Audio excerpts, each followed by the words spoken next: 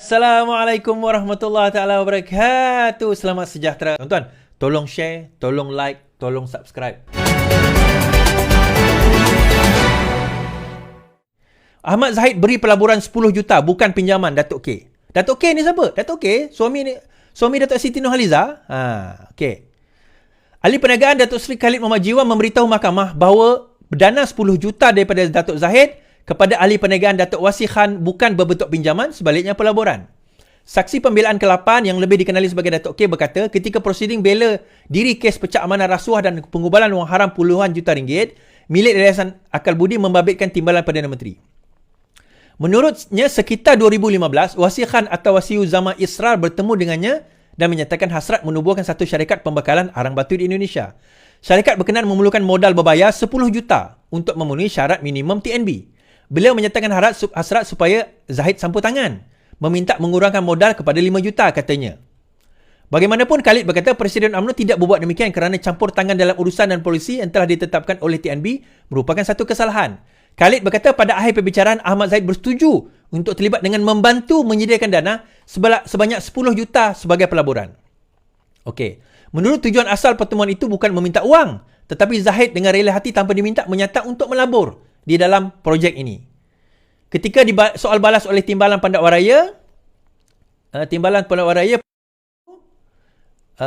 Datuk Muhammad Dusuki Mohtar, saksi tersebut berkata, pelaburan jutaan ringgit itu bukan berbentuk dakwaan kerana ia memang digunakan untuk melayakkan syarikat dalam tender tersebut. So Dusuki tanya, jumlah 10 juta adalah amount yang banyak. Setuju dengan cadangan saya? Ya, banyak, jawab Khalid. Sebab jumlah itu yang kita tiada. Dusuki kata, seeloknya Datuk Seri pinjam saja daripada bank, bukan daripada tertuduh. Khalid kata, saya sebagai bekas pegawai bank merasakan mereka pihak bank tidak akan beri pinjaman jika melibatkan isu tersebut. Dusuki berkata, bagaimana Datuk Seri tahu yang tertuduh ada 10 juta? Khalid, pertamanya beliau merupakan ahli korporat, usahawan dan bekas ahli perbankan. 10 juta bagi saya cukup banyak tapi bukan pada Datuk Seri Zahid. Datuk Seri tahu 10 juta itu daripada sumber mana? Dia tanya. Khalid jawab, saya tidak tanya. Khalid memberikan keterangan dalam kes itu. Dalam kes ini tuan-tuan, apa yang berlaku? Apa yang berlaku dengan 10 juta tersebut? Apa yang berlaku dengan 10 juta tersebut? Okey. Akhirnya ahli perniagaan Datuk Seri Khalid mengatakan jumlah wang 10 juta itu dikembalikan berserta faedah sebanyak RM69,722.65 kepada yayasan itu. Jadi adakah itu dikira satu penyalahgunaan kuasa? 10 juta tu memang keluar sebagai pelaburan dan yayasan tertakluk kepada salah satu tukar yayasan dalam melabur dan duit itu telah dikembalikan. Itu antara lain, dia banyak lagi pertuduhan. Itu salah satunya. Jadi macam mana kita nak kata benda itu sebagai salah guna kuasa? Ataupun apa orang kata what do you call that? Criminal breach of trust lah, pecah amanah. Macam mana kita nak kata benda itu sebagai pecah amanah? Dia keluarkan duit itu dalam bentuk pelaburan, duit itu dikembalikan dalam Yayasan Akal Budi dengan dividen dia sekali.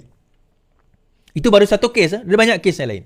So akhirnya daripada AGC itu, AGC mendapati bahawa ada something wrong dan representation didapati bahawa ada banyak perlu lagi perkara diteliti. Now, timbul persoalan. Kenapa tak terus je kes tu? Ada yang tanya saya, kenapa tak terus je kes tu? Biar je lah, biar mahkamah menentukan. Biar mahkamah lah menentukan bersalah atau tak bersalah. Teruskan je lah kes tu, kan senang. Dia macam ni tuan-tuan. Kalau diteruskan kes itu, kemudian didapati bahawa bukti-bukti itu tidak mengarah kepada bersalah. Kes itu dah dan bukti baru tak boleh dia bawa lagi lepas tu. Bukti baru dah tak boleh bawa lagi dah. Habis dah kat situ. Sebab dah diputuskan oleh mahkamah.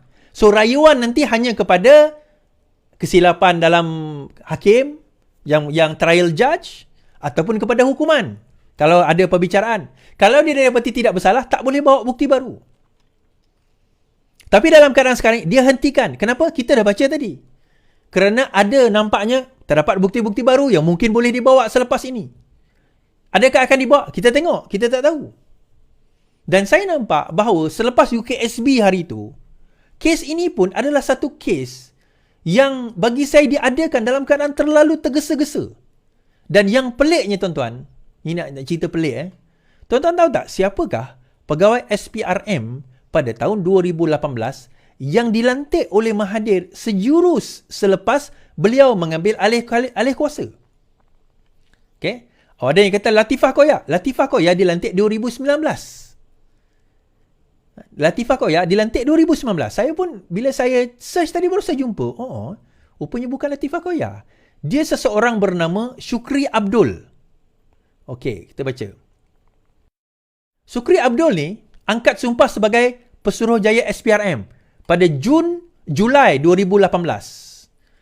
Datuk Seri Muhammad Syukri Abdul mengangkat sumpah jawatan Ketua Pesuruhjaya di hadapan Yang di-Pertuan Agong dan pada 17 dan bagi dia memperkenankan pelantikan Syukri sebagai Ketua Pesuruhjaya SPRM bagi tempoh 2 tahun iaitu 18 Mei sehingga 17 Mei 2020. 2018 hingga 2020. Namun begitu, tahun depan dia, setahun kemudian, tak sampai 2 tahun, Syukri tampil beri penjelasan tamat kontrak awal. Tak sampai setahun, tuan-tuan.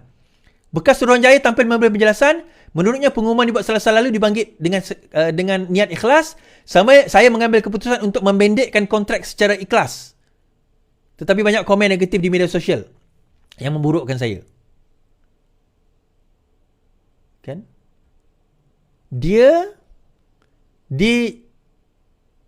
dalam masa setahun setelah dia ni antara orang yang mendakwa Zahid lah, yang mengemukakan.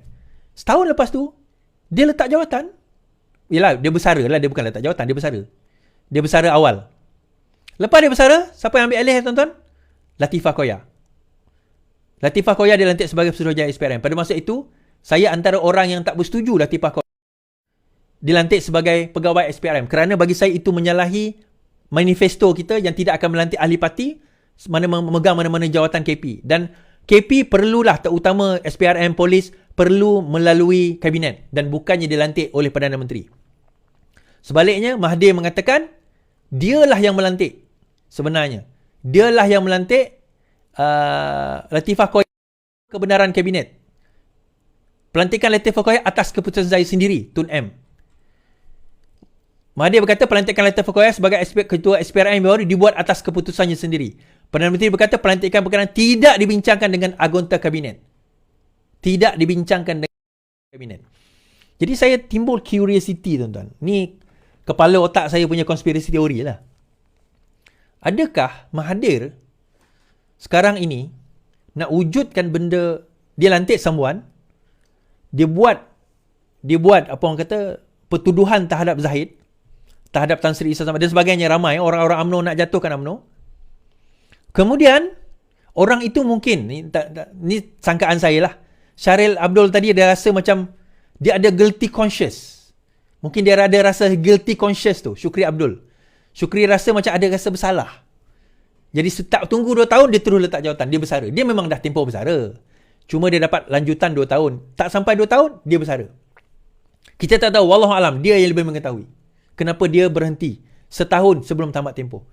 Dan kemudian tanpa berlengah-lengah masa, Mahathir terus melantik Latifah Koya sebagai Ketua Pengarah SPRM, menyanggah dengan keputusan manifesto Pakatan Harapan pada waktu itu agar tidak melantik apa orang kata orang-orang politik di dalam jawatan-jawatan, terutama apabila melibatkan SPRM dan sebagainya.